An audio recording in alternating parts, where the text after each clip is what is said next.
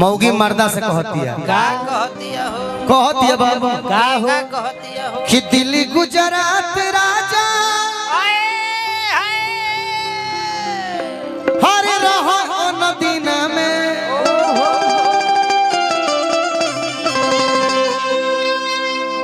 कि दिल्ली गुजरात राजा बैठो हर रहो नदीना में कि छुट्टी लेके घरे आवा जाड़ा के महीना में छुट्टी लेके आ जाए कि तुम मका कि दिल्ली गुजरात राजा रहो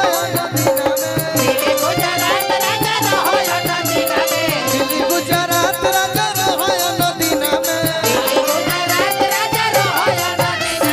छुट्टी लेके घरे आवा जाड़ा के महीना में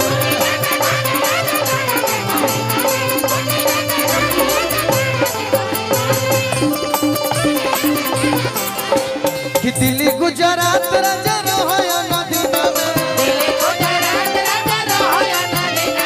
दिल्ली गुजरात राजा रहो नदीना तार पेमेंट कितना हो 3100 6000 लेकिन 6000 से ज्यादा 12000 के मेहनत तू नहीं करता सर 1 2 3 4 5 खुशी बेहद ज्यादा करता 12000